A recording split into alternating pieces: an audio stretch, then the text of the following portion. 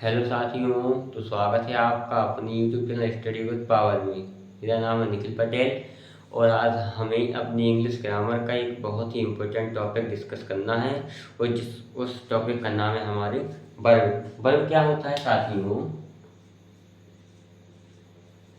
Verb verb verb का मतलब होता है क्रिया, है ना।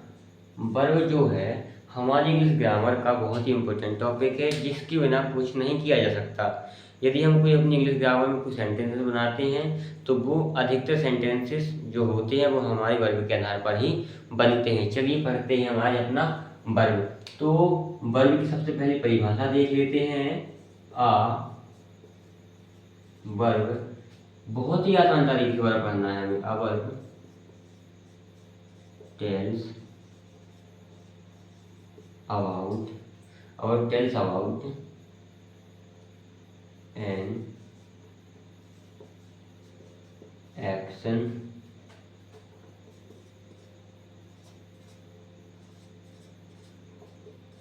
position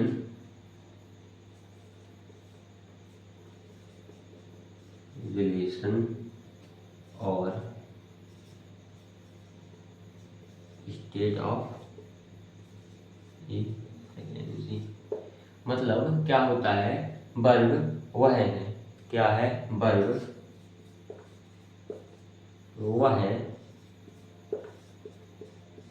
शब्द है जो किसी कार्य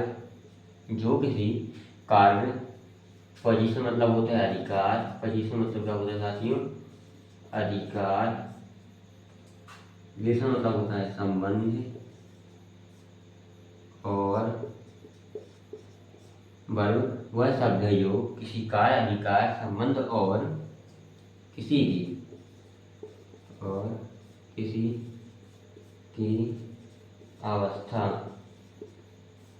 या फिर स्थिति के बारे में बताता है। ये साथियों हम अपनी हिंदी में पढ़ते हैं, बस उसी को हम इंग्लिश में पढ़ रहे हैं कि किसी कार्य का करना या होना इसमें पाया जाता है वह क्रिया होता है। इसीलिए इसमें भी इसी प्रकार से है कि वर्ब वह शब्द है जो किसी कार्य, अधिकार, संबंध और किसी की अवस्था मतलब स्थिति के बारे में बताता है। जो किसी की स्थिति के बारे में बताता है ना। चलिए इसकी डेफिनेशन आप नोट कर लीजिए, फिर हम समझते हैं। आकर हमारा एक्शन क्या होता है, हमारा पोजीशन क्या होता है, रिलेशन क्या होता है, स्टेट ऑफ बीइंग्स क्या होते हैं। इन सब के बारे में हम एक एग्जाम्पल पढ़ेंगे और अच्छे से समझेंगे। इसे नोट कर लीजिए आप।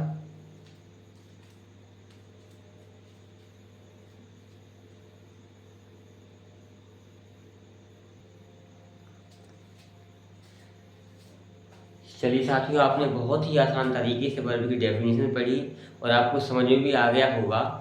चलिए अब उसके कुछ एग्जाम्पल हम पढ़ते हैं। आपका एक्शन को किस प्रकार समझा हमने। जो एक्शन होता है हमारा, साथियों एक्शन होता है, एक्शन का मतलब क्या होता है? कार्य। तो इसका एक एग्जाम्पल समझो। जैसे Ram is weeping. Ram is weeping, कुछ हम कर रहे हैं, जैसे हाथ ला रहे, निंग रहे, है ना। ये सब क्या होते हैं? हमारा कार्य होता है, कुछ जो हम कर रहे हो, है ना। जैसे यहाँ पर है राम इज वीपिंग। यहाँ पर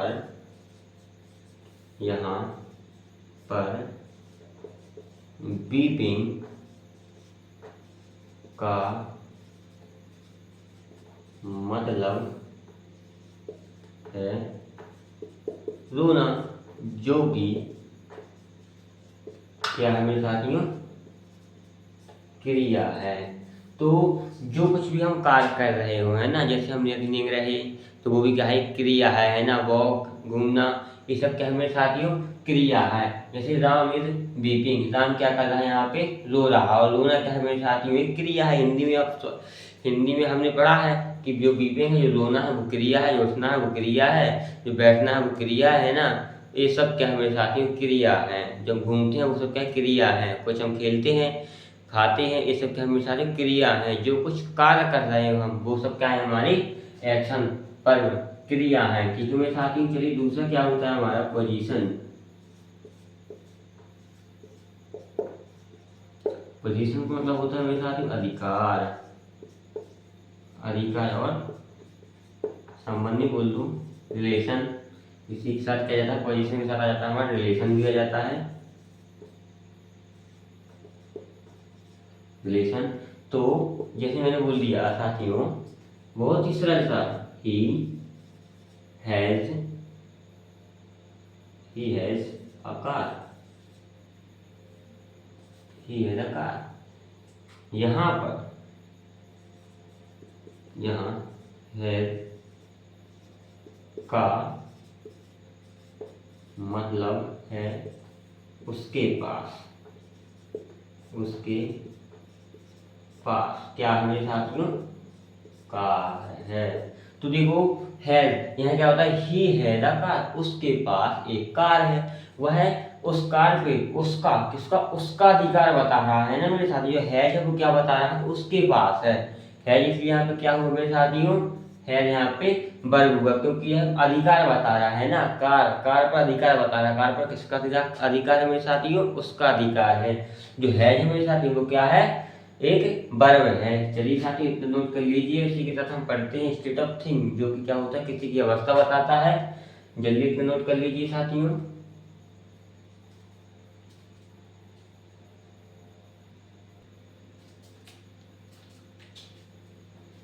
मेरे साथियों अभी अभी हमने बहुत ही आसान तरीके से एक्शन के बारे में पढ़ा कि जो कार्य है वो क्या हो सकते हैं, जो पोजीशन के बारे में पढ़ा था, पोजीशन को हम कैसे पढ़ते हैं। चलिए साथियों अब हमको करना है अपना स्टेट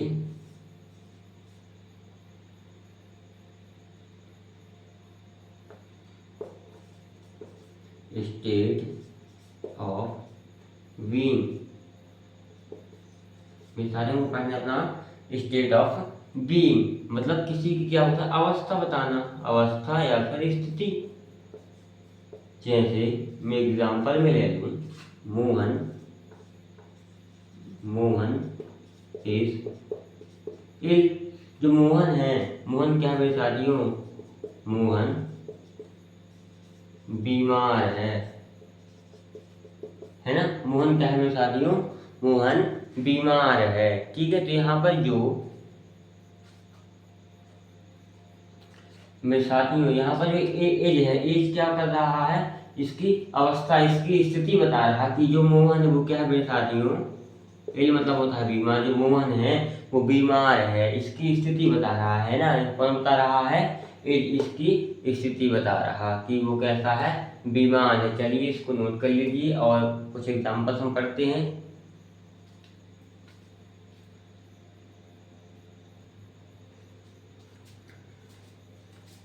चलिए साथियों हम कुछ और एग्जांपल्स पढ़ लेते हैं।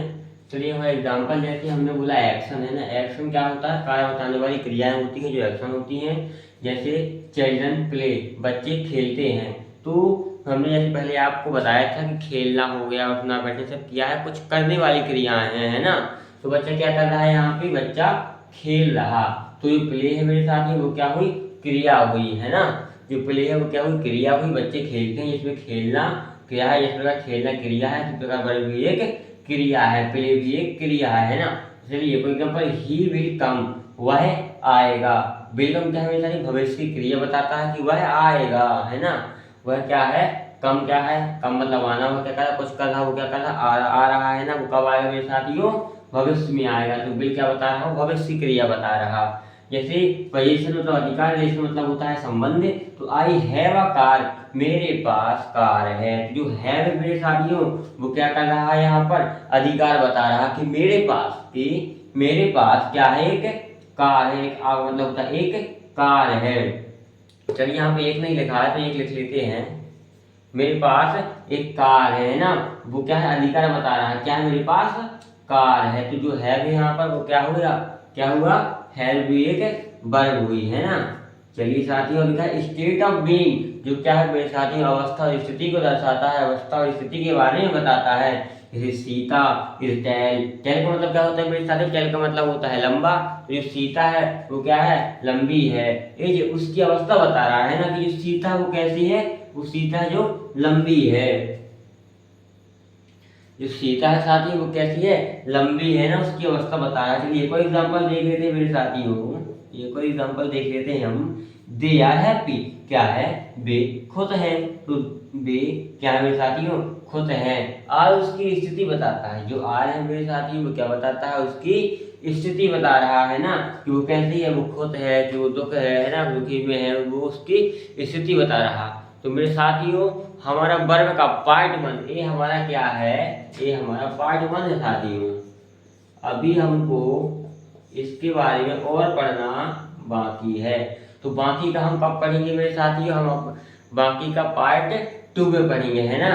कब पढ़ेंगे, पार्ट 2 में। इसके आगे की इसके हमको पढ़ना है काइंड ऑफ वर्ब, जो वर्ब के प्रकार होते हैं, मतलब कितने प्रकार की होती है। हम हेल्पिंग वर्ब पढ़ेंगे, अगर हेल्पिंग वर्ब क्या होती है, यही सब बाकी हेल्पिंग वर्ब होती हैं। इसको आप और अच्छे से समझेंगे।